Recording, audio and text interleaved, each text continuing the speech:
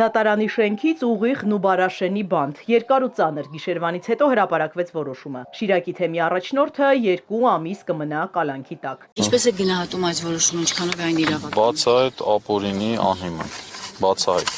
Որոշումը դատավոր Մասիս Մելքոնյանինն է։ Նա նաև Բագրատ Գալստանյանի կալանավորման վճռի հեղինակն է։ Միանշանակ դատավորը անկախ չէր, իրեն հայտնված բացարկները հիմնավոր էին, նա մերժեց եւ վստահ եմ, որ հենց այդ բացարկների հիմքերն առկա են։ Պաշտպանական թիմը բողոքարկելու է որոշումը, դրա համար 10 նոր ժամանակ ունի։ Հանցագործություն չկա այդ հանցագործություն կոչվածը չկա։ Այս վարույթը կավարտվի, դատական նիստի ձայնագրությունը կհրապարակայնացնենք, այս իրավական խայտառակությունը դատավորի մասնագիտական եւ ոչ անկախ եւ ոչ պրոֆեսիոնալ վիճակը հենց ակնհայտ կլինի, մասնագիտական խայտառակություններ դատական նիստում տեղ ունենան։ Դատախազությունը հայտարարել է, որ Աջապահյանի նկատմամբ հանրային քրեական հետապնդում հարուցելու մասին որոշման հիմք է հանդիսացել այս տարվա հունիսի 21-ին զանգվածային լրատվամիջոցներին տված հարցազրույցների ընթացքում իշխանությունը զավթելու հրապարակային կոչերը, որտեղ Աջապահյանը վերահաստատում է 2024-ի փետրվարի 3-ին տված հարցազրույցի հեղաշրջում կատարելու եւ իշխանությունը բարձրաստիճան զինվորականների օգնությամբ ստանձնելու անհրաժեշտության մասին միտքը։ Ըստ դատախազության այդ կոչերը հուզական կամ անզգուշությամբ արված արտահայտություններ չեն, այլ գիտակցված գործողություն, որը տեղի է ունեցել շարունակաբար եւ հետեւողականորեն։ Աջապահյանը մեղադրանքը չի ընդունում։ Նրա կալանքը սահմանափակումներ ունի։ Սահմանափակել են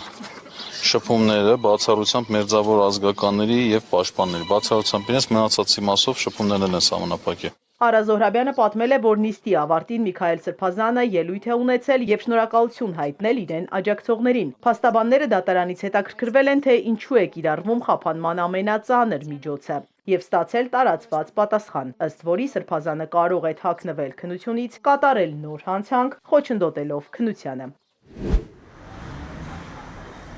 Մարդու իրավունքների պաշտպանի արագ արձագանքման այցերի արդյունքում պարզվել է, որ մի շարք անձինք ձերբակալվել են արդարադատության իրականացմանը խոչընդոտելու հիմքով։ Նրանց թվում նաև անչափահասներ կան։